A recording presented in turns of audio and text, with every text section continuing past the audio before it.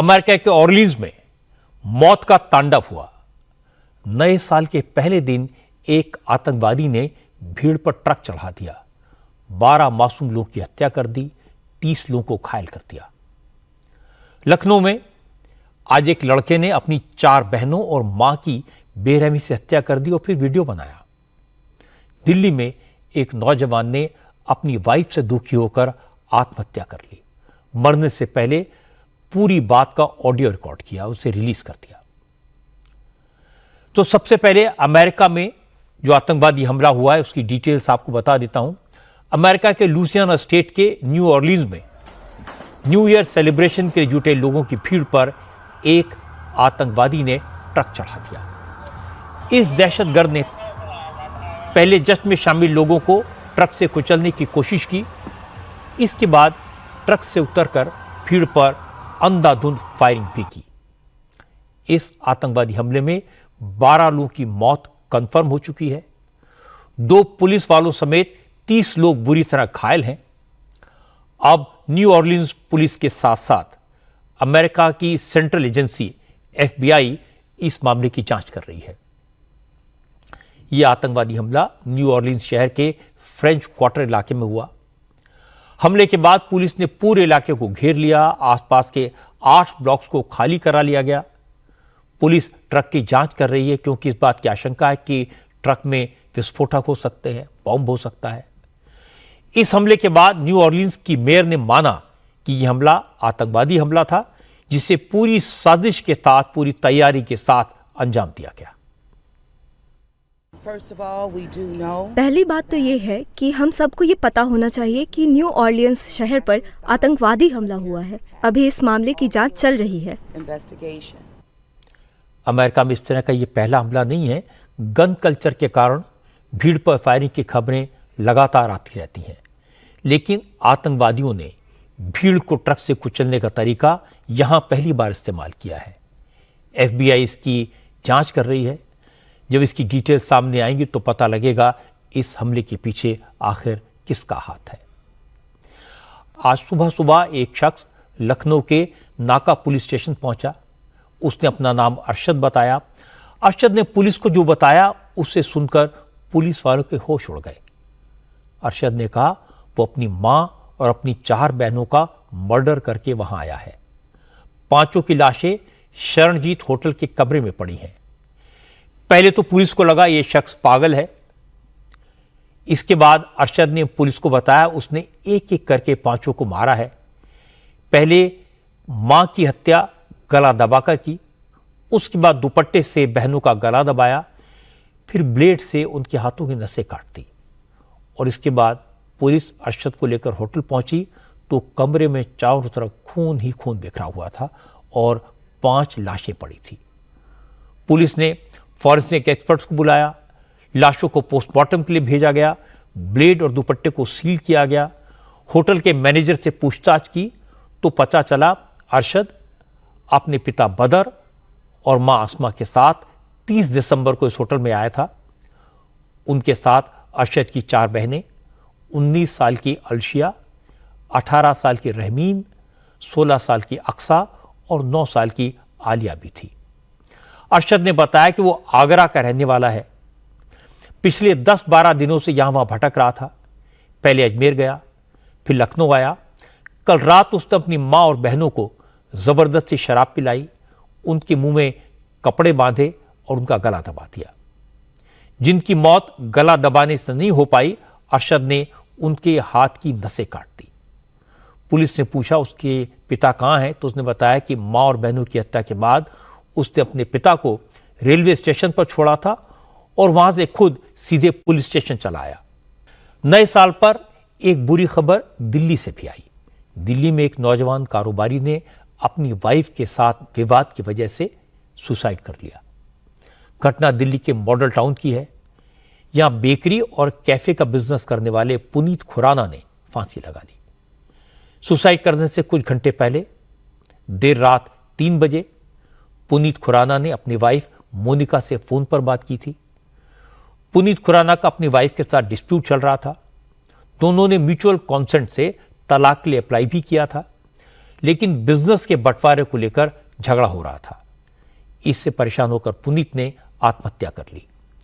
पुनीत के भाई की शिकायत पर पुलिस ने मोनिका और उसके परिवार वालों के खिलाफ केस दर्ज किया है।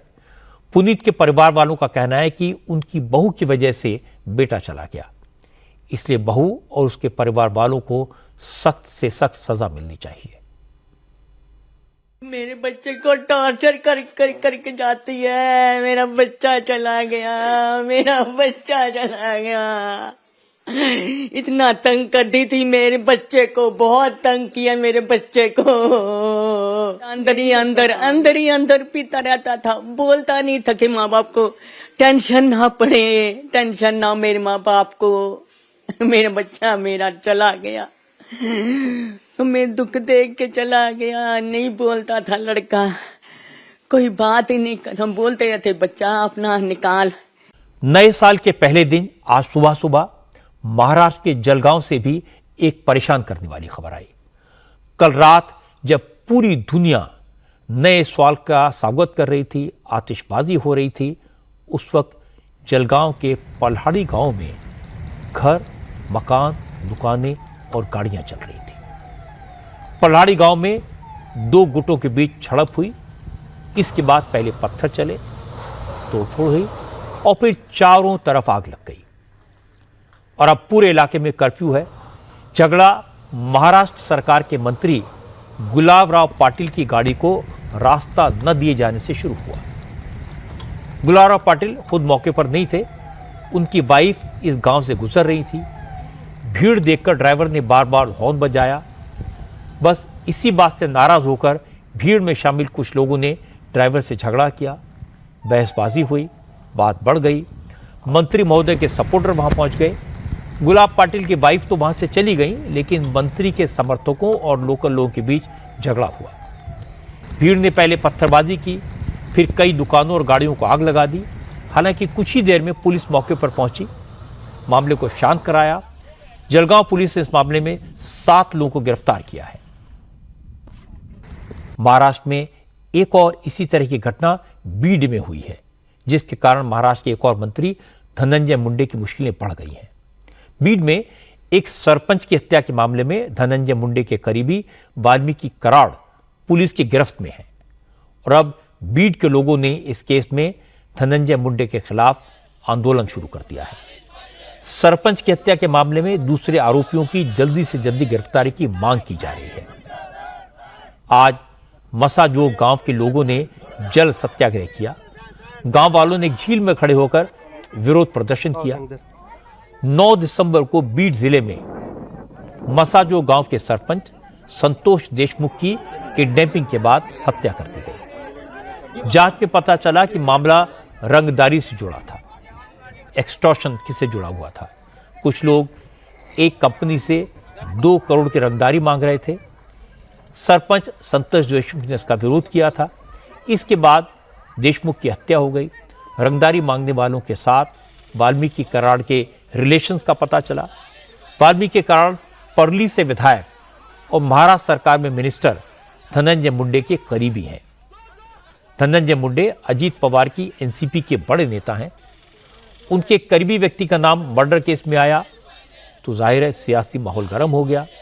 हालांकि इस बीच कल शाम अचानक वाल्मीकि कराड़ ने पुलिस के सामने जाकर सरेंडर कर दिया और सरेंडर करने से पहले एक वीडियो जारी करके कहा कि उनका इस मामले से कोई लेना देना नहीं है, उन्हें राजनीतिक कारणों से बेवजह फंसाया जा रहा है। दिल्ली की राजनीति में नए साल की शुरुआत लेटर वॉर से हुई, चिट्ठियों की जंग। अरविंद केजरीवाल ने आरएसएस प्रमुख मोहन भागवत को चिट्ठी लिखकर सवाल पूछे।